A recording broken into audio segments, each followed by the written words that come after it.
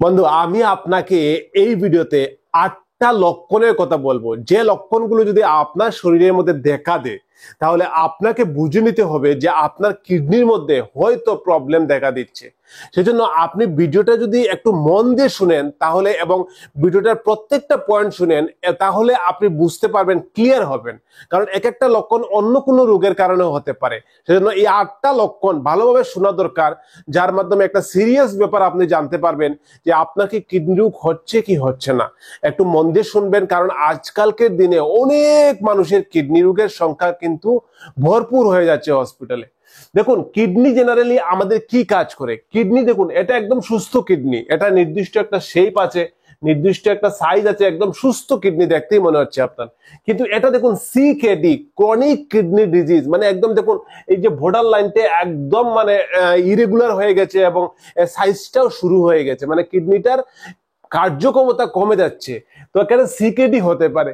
আপনাকে কিন্তু blood test করতে হবে, একটা একটা ইউরিয়া ক্রিটিনিন ব্লাড টেস্ট করলে আপনি বুঝতে পারবেন যে ক্রিটিনিন যে লেভেলটা যদি খুব বেশি পরিমাণে বেড়ে যাচ্ছে তাহলে হয়তো আপনার কিডনিটা প্রবলেম দেখা দিচ্ছে। কিন্তু ব্লাড টেস্ট ছাড়াও আপনি কিছু লক্ষণ দেখে আপনি বুঝতে পারেন। তাহলে সেই 8টা লক্ষণগুলো আপনাকে বলছি আমি। নাম্বার 1 হচ্ছে ফ্যাটিক। ফ্যাটিক মানে আপনি হয়তো দেখুন, আপনার যখন কিডনিটা ভালোভাবে পরিষ্কার করতে পারছে না। কিডনির কাজ কি, পুরো শরীরের যে রক্ত থাকে, রক্তের মধ্যে যে দূষিত রেচন পদার্থ থাকে, যেগুলো যেগুলো আমাদের শরীরের দরকার নেই, সেটাকে ফিল্টার করে আমাদের যে ইউরিনারি ব্লাডার মূত্রতলি হয়ে আমাদের প্রস্রাবের মধ্যে সাথে বের করে দেওয়া। আপনার শরীরের মধ্যে যে দূষিত পদার্থগুলো, যেগুলোকে বের করে দেওয়া কাজ হচ্ছে তোমার কিডনির। এবার যখনই আপনার রক্তের মধ্যে দূষিত মানে টক্সিনের পরিমাণটা, দূষিত পদার্থের রেচন পদার্থের সংখ্যাটা আপনার বেড়ে যাবে আপনার রক্তের মধ্যে, তখন কিন্তু আপনার কি হবে, ফ্যাটিক লক্ষণ দেখা দিতে পারে। খুব দুর্বল, অল্পতেই আপনি দুর্বল হয়ে যাচ্ছেন, টায়ার্ড হয়ে যাচ্ছেন, এরকম লক্ষণ দেখা দিতে পারে। আমি প্রথমেই বলেছি আপনাকে, আপনি প্রত্যেকটা লক্ষণ শুনতে হবে, না শুনলে কিন্তু আপনি ব্যাপারটা মানে গুলিয়ে ফেলবেন। অনেক রোগের সঙ্গে আপনি কম্পেয়ার করতে, অনেক রোগের কারণে দুর্বলতা হতে পারে, কিন্তু আমি স্পেশাল কিছু বলে দেবো আপনাকে যেগুলো একদম কিডনির মধ্যে, কিডনি রোগী হলে অবশ্যই হয়।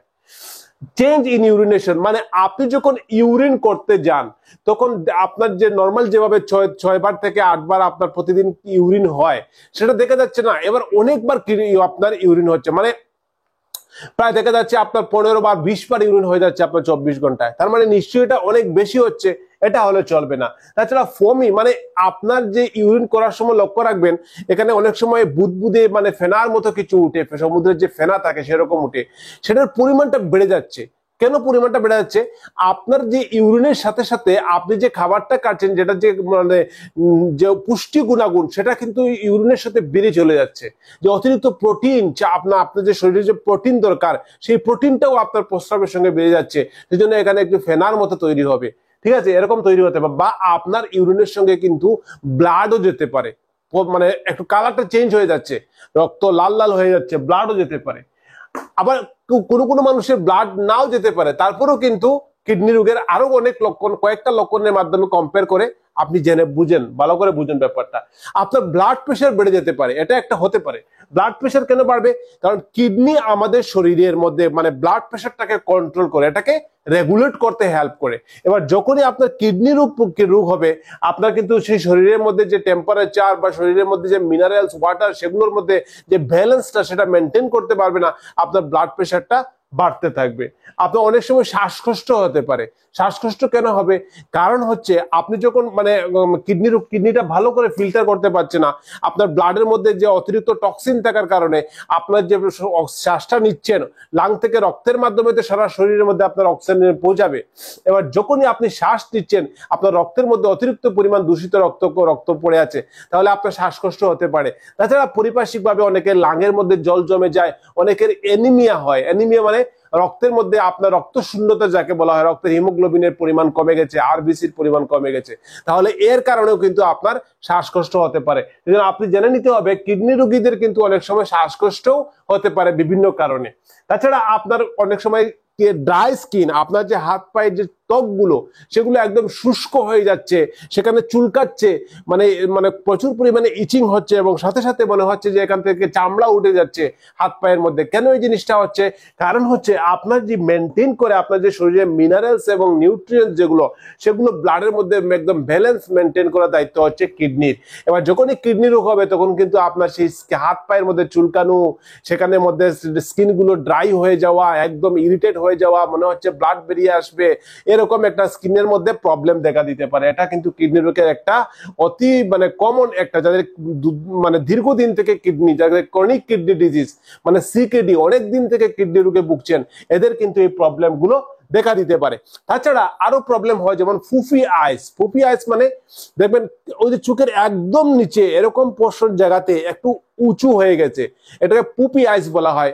কিডনি রোগী হলে যাদের প্রোটিন অতিরিক্ত পরিমাণ শরীর থেকে বেরিয়ে যায় এবং দীর্ঘদিন কিডনি রোগ থাকার কারণে এটা একটা আর্লি সাইন ধরে নিতে পারেন, এরকম কিন্তু হতে পারে। তাছাড়া আপনার সুইলিং হয়, এটা কিন্তু 100%। যেসব রোগী কিডনি রোগীর দীর্ঘদিন থেকে কিডনি রোগে ভুগছেন, ওনাদের কিন্তু কিডনি ভালোভাবে মানে আমাদের শরীরে যে অতিরিক্ত জলগুলো সেগুলো ফিল্টার করে বের করতে পারে না, যার জন্য পায়ের অ্যাঙ্কেল জয়েন্ট বা পায়ের যে ফুট যাকে বলে আমরা, অ্যাঙ্কেল ফিট মানে পায়ের পাতা, এইসব জায়গাগুলো একদম ফুলে যায়। সে জায়গাতে মানে অতিরিক্ত পরিমাণে জল জমে সেগুলো ফুলে যায়।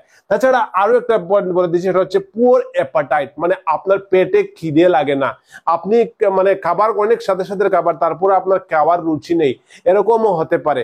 সেজন্য আপনাকে বলে দিই বন্ধু, আরো অনেক কিডনি রোগের আরো অনেক মানে লক্ষণ আছে। আমি কয়েকটা আপনাকে মানে একদম যেগুলো মেইন এবং গুরুত্বপূর্ণ সেগুলো বলে দিলাম। যদি আপনার মনে হয় না, আপনার মনে হয় কিছু একটা ডাউট আছে, আপনার দুর্বলতা মনে হচ্ছে, দেখুন দুর্বলতা আপনার শরীরে আরো বিভিন্ন কারণে হতে পারে। যেমন আপনার ভিটামিনের ঘাটতি, তেমন এই যে লক্ষণগুলো বলেছি, পা ফুলে যাচ্ছে, সে অন্য কোনো কারণেও হতে পারে। কিন্তু সবগুলো লক্ষণ আপনার একসাথে মিলে যাচ্ছে, অনেকগুলো আপনার মনে হচ্ছে না, কোনো একটা ডাউট হচ্ছে, তাহলে অবশ্যই আপনাকে রিকোয়েস্ট করব আপনি নিকটবর্তী একজন ডাক্তারের কাছে গিয়ে আপনি টেস্ট করুন। আপনার urea creatinine simple blood test, খুবই কম টাকায়, 200-300 টাকায় এই ব্লাড টেস্টটা করা যায়। যখনই ক্রিয়েটিনিন ব্লাড টেস্টটা করবেন তখনই কিন্তু আপনি এই কিডনির যে ফাংশনটা সেটা কতটা মানে ভালো আছে, কিডনির যে কার্যক্ষমতা যাকে বলা হয় সেটা ভালো আছে কিনা আপনি খুব ভালোভাবে জানতে পারবেন। তাছাড়া এই যে শেপটা আপনাকে দেখালাম, এটা কিডনিটাকে দেখার জন্য আপনি সিম্পল একটা পেটের আলট্রাসোনোগ্রাফি, অ্যাবডোমিনাল আলট্রাসোনোগ্রাফি করলে কিন্তু আপনি জানতে পারেন। তাহলে একদম সিম্পল। আপনি যদি মনে কোনো ধরনের ভয় থাকে বন্ধু, তাহলে অবশ্যই আপনি এই আলট্রাসোনোগ্রাফি করে নিন এবং একটা সিম্পল মানে urea creatinine blood test doctor দেখিয়ে আপনি সেগুলো করে আপনি নিশ্চিন্ত হয়ে যান।